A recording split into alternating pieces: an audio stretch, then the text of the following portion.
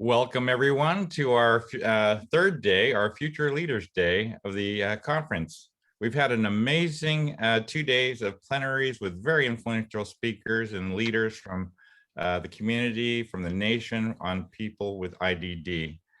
And to start off for our Leadership Day, we're going to talk about a couple of awards. One award is kind of a fun award. We started a small organization, very small, and we were basically communicating through email and e-blasts. And we had a logo. It was the Rocket Dog, and Rocket Dog never had a name. So we finally had a contest, and I just wanted to announce the winner of the contest is the name will be Rocky, the Rocket Dog, for our e-blast in the future.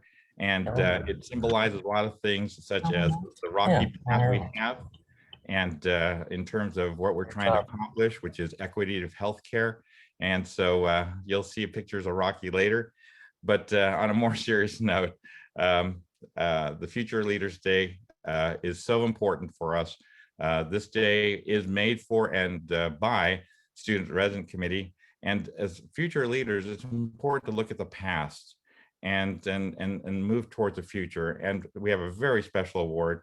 I'd like to introduce Dr. David Frey, our Vice President of Education, who will be explaining the award and presenting the award, and hope you enjoy this. Dr. Frey. I want to welcome all the student and residents, and I want to thank Henry Schein for sponsoring this day. Henry Schein was a pharmacist. He was an advocate for improving healthcare. And today we're going to be presenting an advocacy award. This advocacy award is actually named after Katie Beckett.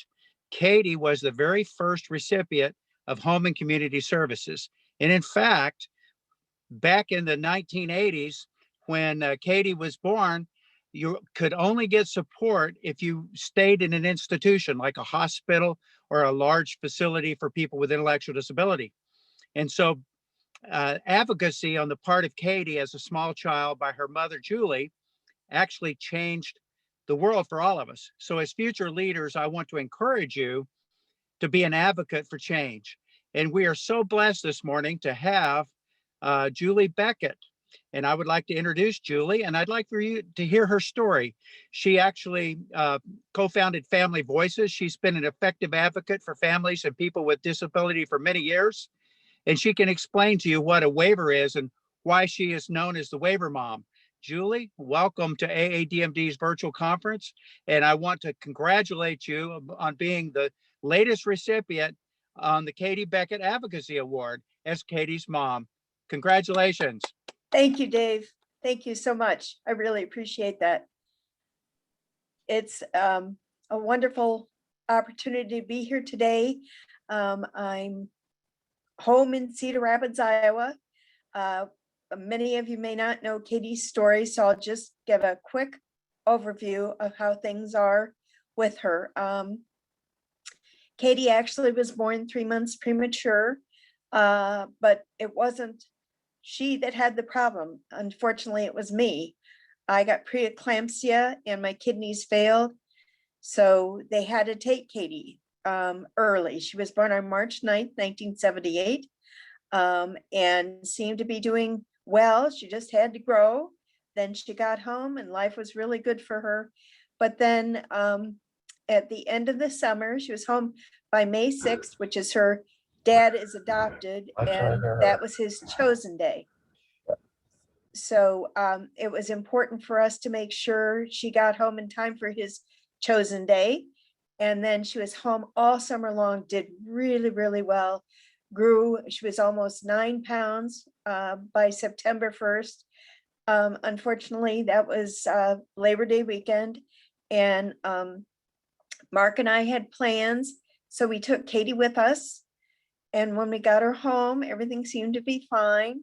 But she was kind of upset and nervous, you know, kind of just not herself.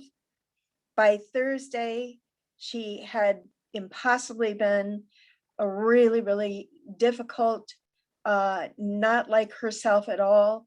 And she slept for 3 or 4 hours in the afternoon. And she cried all night. I finally called the doctor at 2 o'clock in the morning and said, there's something wrong with Katie. So I took her in first thing in the morning, and the doctor said, I think she has viral encephalitis. And of course, viral encephalitis is an infection that you get after another virus. So we're not exactly sure where she got it, how she got it, but she ended up the next day going into the hospital just for observation. Everything seemed to be fine. And that next morning, the nurse, she had settled down enough, the nurse gave her a bottle.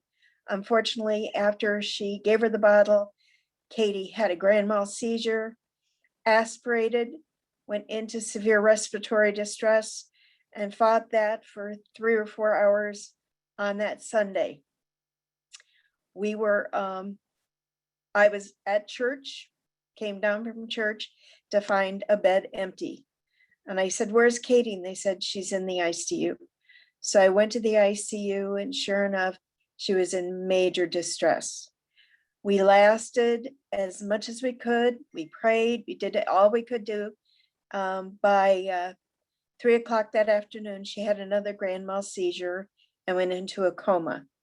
At that moment, they put her on life support, a respirator, and I had to transfer up to the neonatal intensive care unit because she needed just a small ventilator, much like a neonate uses. So we did that, and in 3 weeks, she finally woke up from her coma. She suffered through encephalitis throughout that period of time. Didn't have any, had one more seizure after that. But then when she woke up, she started acting like herself. She was paralyzed though from the neck on down. And so it took us a long time for her to come back from a lot of that. First, her legs started moving, then her arms started moving. They had to put a tracheostomy tube in her because it was difficult to be intubated on a ventilator, especially as a young child, even though she wasn't moving at the time. So they put a tracheostomy tube in at 5.5 months of age, and they put a gastrostomy tube in at 9 months of age because she couldn't swallow, she couldn't breathe, she couldn't move. We had a lot of stuff to overcome, and the doctor said, you know, just we'll do the best we can. And so that's what happened to her. This is a picture of Katie and I and her dad, Mark, on the day she went home from the hospital. She was 3 years old by then. And the thing was that we were told a year before that, the doctors asked if we'd like to take her home, only the social services department said, well, you understand Medicaid doesn't pay for home care. We had used up $1 million policy on Blue Cross Blue Shield major medical. So we no longer had the support of our insurance. We had to rely on Medicaid. I had applied for Medicaid, but social services says Medicaid didn't pay for home care. So we had to apply for what we called an exception to policy. I worked with my congressman to get that done, and all those wonderful nurses that are standing behind her there. She didn't learn to walk until she was almost 2 years old, but she evidently overcame that, didn't she?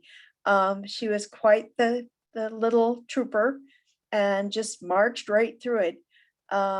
We then applied for this exception to policy and were alerted to the fact that Katie would be, that she was eligible for this exception to policy. Originally, we've been denied, but our congressman, who is actually the gentleman standing just off Katie's shoulder there, Congressman Tom Talkie, had hand walked the exception policy through the Department of Health and Human Services, and they granted our waiver, believing that as they put two laws together, the secretary was allowed to grant the exception to policy, and then Katie was able to come home. This is Katie during President Reagan's election for his second term in office, and they asked us to meet him at Air Force One. So Mark and I went out with thousands of other people out at the airport, but thinking we were only going to be one of thousands, but we weren't. We were right there by Air Force One. And as the president turned to me and said, how's the how's the throat thing going? I said to him, Mr. President, I'd like you to meet Katie Beckett. And he reached down at her and she just threw her arms around him.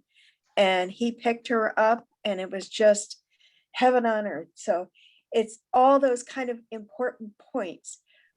After this happened, actually before this happened, I was traveling to Washington, D.C. quite a bit, doing work for Tom Talkie on some of the different agencies that were approaching what it meant to have home community-based services.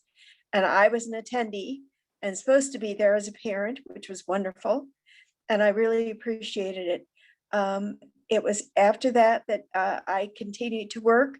And in 1984, I remember the Secretary of Health and Human Services called me up on the phone and said, can you, we're thinking about doing this. What do you think?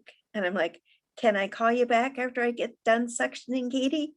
Kind of thing. It was just an awesome way to get family input into real policy making. So for us, it was wonderful. Anyway, that's why the Katie Beckett waiver is such an important aspect, because then after that, they let the states determine what should happen. And this is Katie and I at home. And she was just this wonderful advocate all on her own and really fought for people with disabilities. And so it was nice to be her partner and her friend. She did a lot for a lot of people in this country, and I so appreciate that for as much as I can. You know, I miss her. She died in 2012, you know, and they don't know why she died. And her respiratory doctor said, please, I'll look into this. I'll get to the bottom of this. I said, you know, I don't want you to. I want to believe that the good Lord said, it was really okay, Katie. You've done enough and you can come home now. So that's what I believe. That's how I believe today. With Katie, she was wonderful and just an important aspect of life, but we still have work to do. So I'm gonna challenge all of you. Talk to your congressmen and your senators. The HCBS program should be expanded. There should be no more waiting lists. We currently have 850,000 people on Katie's waiver across the country, just on waiting lists. It's already served over 1 million people, but you have to call and say, no, this has to go forward. We need to make sure those people get off the waiting list and are served at home. And we really, all you can do, the people with developmental disabilities in particular really gained so much from Katie's efforts. And I don't want that ever to go away. I want you to know that people can call on me. I call myself Waiver Mom because I was introduced one time as, you know, she isn't Julie Beckett Waiver. So I came up with Waiver Mom. And I would get calls from people who would say, are you the real Waiver Mom? And I could say, yes, I am, you know. And so I'm just here to tell you, I know I've gone on a little bit, but I want you to know how important this effort is, but it's all our jobs. It's all our jobs to make those calls to our congressman and our senator and let them know how important this is. And I can't thank you enough for giving me this wonderful award, I so appreciate it. Thank you so much. And I think Dr. David, I think you're back up. Yeah. Well, Julie, we want to present you this award. The real award will be mailed to you. And I want to encourage all of the residents and the students that are here today to realize that you stand on the shoulders of others. There are people who have actually blazed a trail to make a difference for people with disabilities. In the old days, we put people out of society in a way. Today, we believe in inclusion. And what Julie talked about, the wait list is just abhorrent and it needs to change. But we're working at AADMD to also change the medically underserved population designation for people with intellectual and developmental disabilities so that you as future clinicians, you are our future leaders, that you actually would be able to have loan forgiveness to be able to serve this population. So work with us to advocate, to eliminate wait list for waivers. Understand the word waiver was just waiving the requirement that the government would only support you if you were in a hospital or institution. So we do appreciate, Julie, all the work that you and Katie did. It means a lot to us as clinicians. And Alan, I'll turn it over to you. Thank you very much, Julie. Congratulations. Thank you, David. Julie, you're an inspiration, and Katie is an inspiration. You are two great leaders in our field to help us remind us of what we're doing and why we're doing it. So thank you so much for your advocacy and continued advocacy. And, Thank you, Alan. My pleasure. Thank you. Today is Future Leaders Day, and leaders learn from other leaders. And we're so blessed that Henry Schein Cares Foundation has offered to sponsor this wonderful day together. It's about collaboration, innovation, healthcare equity. We don't solve the problem with just donating money. We solve this problem with people, relationships, mentorships, leadership. And we grow and we reach out to people of an influence and people who know how to do things. And we're so blessed that we have Steve Kess and Jennifer Kim Field as part of that team who's supporting this. Let me tell you just a little bit about Henry Schein. Henry Schein is an American distributor of healthcare products of medical and dental and services over 32 countries. They are the company that Fortune, world's most admired company, is ranked #1 in its industry for social responsibility by Fortune magazine.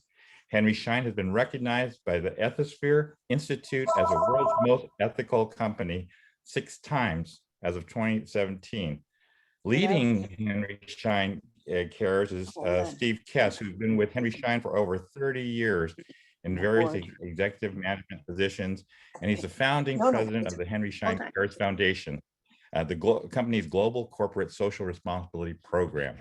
Henry Schein Cares has funded hundreds of humanitarian missions with products and supplies. They're very, very humble. Currently, Steve Kess is the president of the Santa Fe Group, a nonprofit think tank dedicated to improving oral health for the public. And Steve Kess is just a very stringent and ardent supporter of this mission for equity of healthcare. And he also created and helped create Project Accessible Health, PAOH, as you know it, and led by a very, very capable executive director, Barbie Vandertanian, and she's been wonderful. The other person I want to highlight is Jennifer Kim Field. She's the Vice President of Corporate Social Responsibility at Henry Schein Incorporated, and Executive Director of the Henry Schein Cares Foundation. Prior to coming to Henry Schein Cares, she's been a strong advocate as well. She'd worked for the Society for International Development, and in the Washington chapter, the most large and most active chapter. It's an international network founded in 1957 that served global forum dedicated to sustainable economic, social, and political development. She'd served there diligently with the United Nations Foundation. She's led partnerships throughout the world. And both Steve and Jennifer have a quick message for us on a video. So Courtney, if you'll please.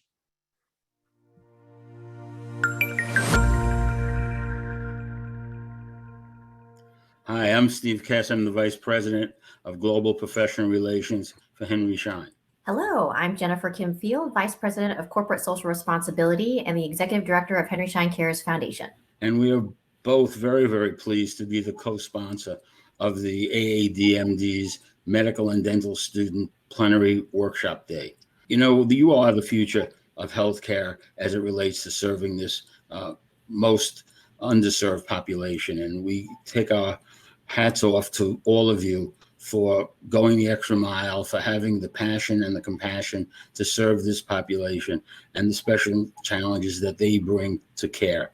This is really important for the future, for health equity and for social justice. So congratulations on the career that you've taken. And we just wanted to thank you. Thank you for participating with AADMD and for what you do.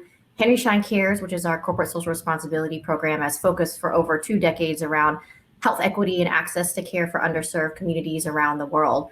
But there's so much more that can be done, and we need to do it together. And so we hope you have a great day at AADMD. We look forward to working more closely with you to help provide good quality healthcare to individuals with disabilities who deserve it. So thank you and enjoy your session.